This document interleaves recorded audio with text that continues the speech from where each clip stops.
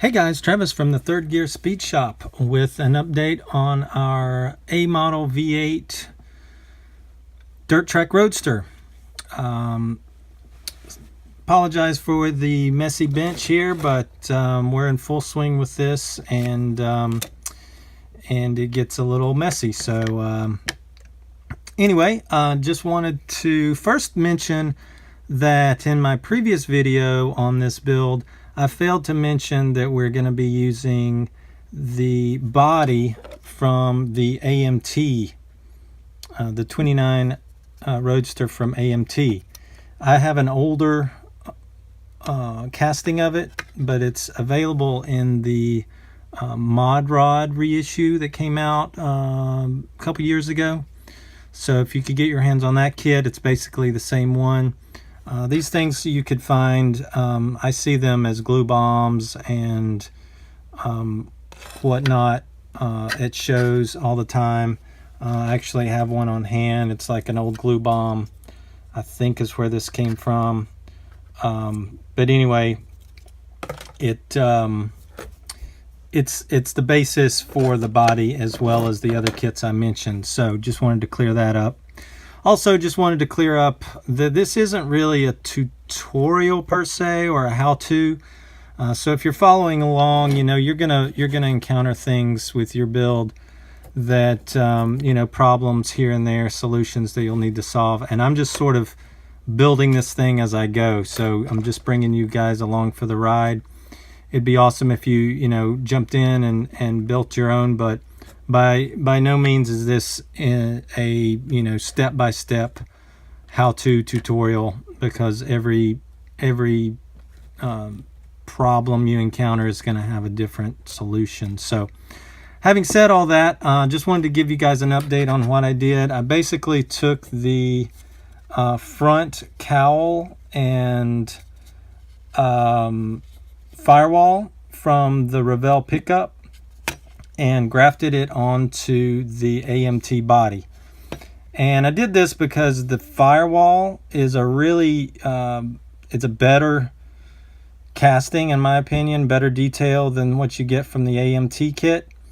And that's kind of important, you know, when you have an open the hood is open, or definitely the hood sides are open on an old hot rod, that this the firewall detail is pretty accurate. So I like that firewall. It's also attached to the cowl, which I thought was a cool feature.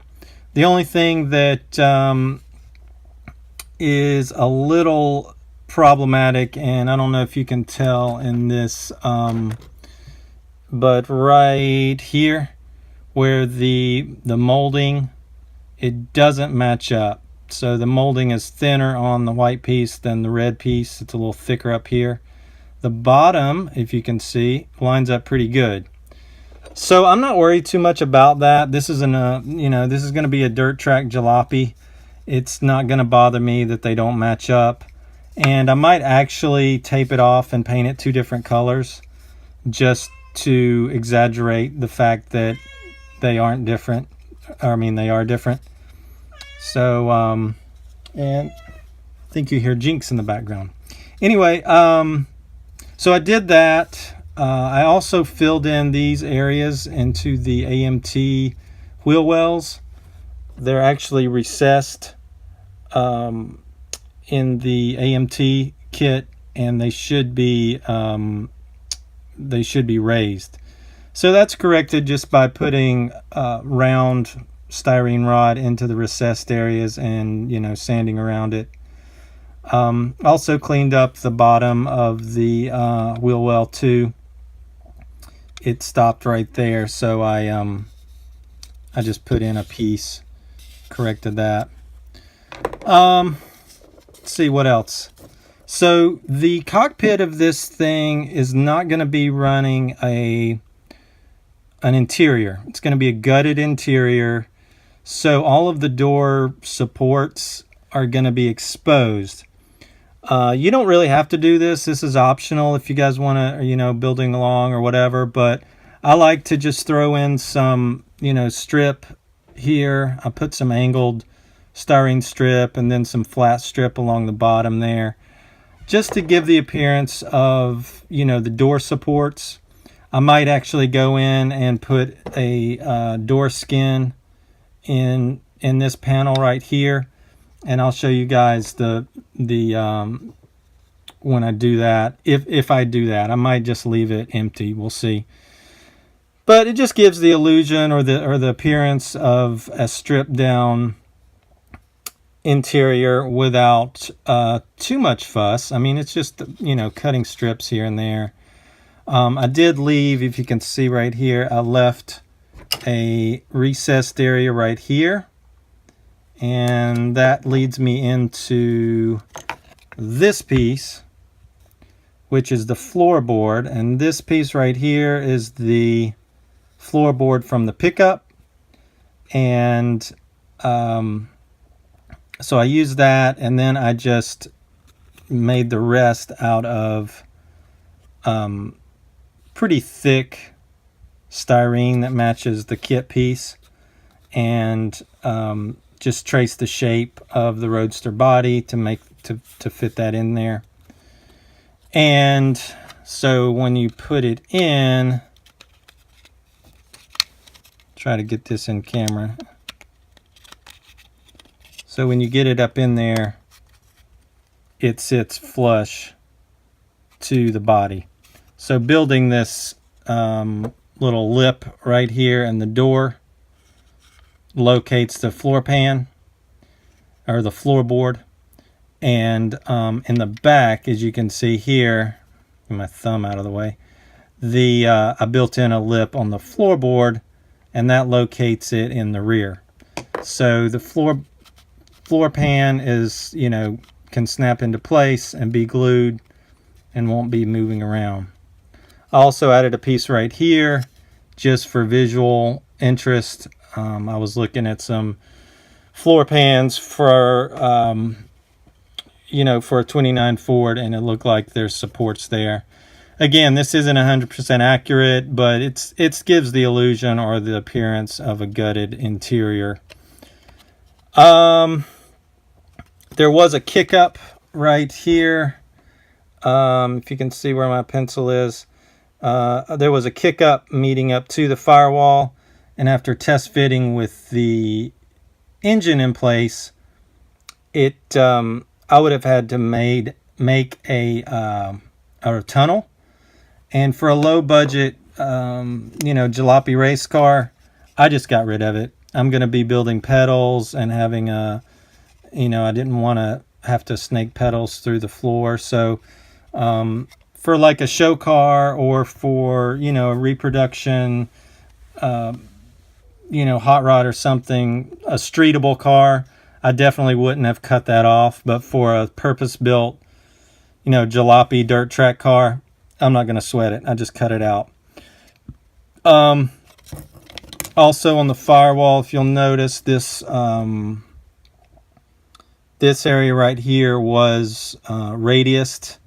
It was just flat across, because when I test fit the engine into the frame, I needed that for clearance. So that's pretty much what I've done with the body. Moving on to the frame, I used the 29 pickup frame, and if you can see what I did here, I stepped it in the rear, if I can get it to focus.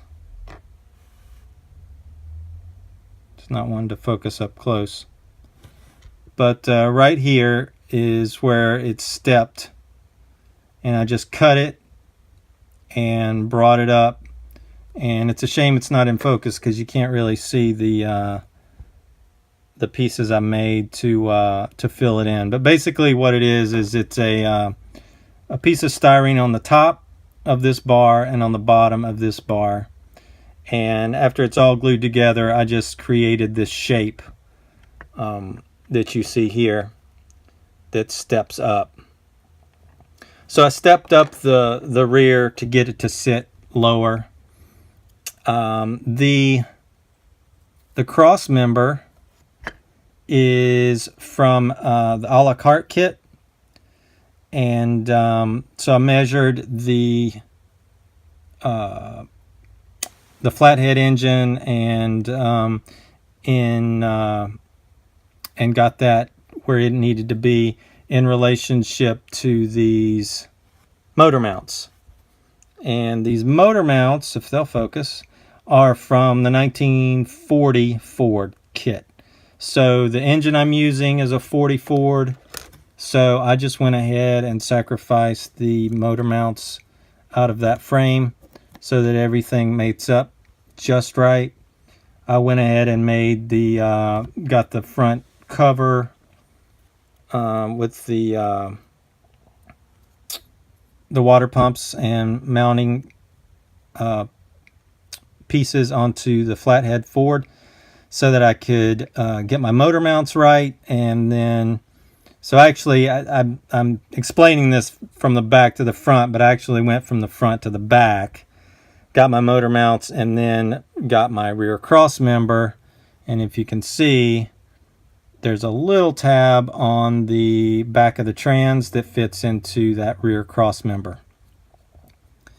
So got my motor mounts from the 40 Ford, mates up to the 40 Ford flathead.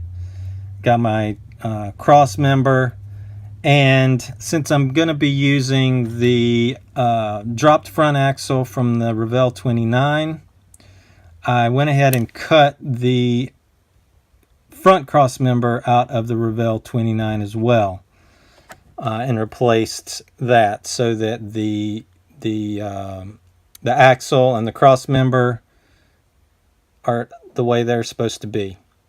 So I don't know if I have a copy of what I cut out of the pickup, but the cross member didn't have this front piece.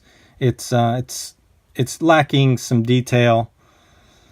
So I went ahead and cut it out and replaced it with the newer Revell 29. The only hiccup with all of this was I didn't do such a great job measuring twice and cutting once, so to speak. So my engine set back just a tick too much, and it was putting the engine back into the firewall a little more than I would have liked, and would have, really compromised the area where the fuel pump is going to be. So I actually had to cheat, and I don't know if you'll be able to see because my camera's not focusing, but there's an area right in the back of the frame right here. I think you can see I actually extended the frame back just a little bit, just to give me enough room for the engine not to hit the firewall and to line the rear of the cross member up with the center of the wheel wells. So I'm hoping it doesn't extend the wheelbase out too much. I don't think it will. It's only like a scale inch or two, so we'll see. But hate I had to do that, but I guess this is just a lesson to you guys and to myself. Take the time to measure things out and before you do any cutting. I don't know where I messed up, but I think instead of having having the body down onto the frame with the engine in place, I went ahead and mounted the motor, and it just it was just a tick off. So take the time to make sure that your measurements are right before you cut, because the fix I ended up having to do here cost me probably more time than it would have just to make a double check my measurements. So lesson learned there. We're going to keep moving. Everything's set with the frame pretty much for now. I'm going to be adding a little platform here for a gas tank. That'll be in a different episode. And yeah, that's what I've been doing. Next episode, we're going to be talking about wheels and tires. I've already got the wheels and tires picked out, as you can see here. and got some the wheels inside the tires, and I'm going to be doing some figuring out what goes with what kit part and everything like that in the next episode. So like I said, the shop's kind of a mess right now. Just cranking ahead with this project, and I'll hope to have another update for you next week. So until then, stay tuned, keep building, and thanks for watching.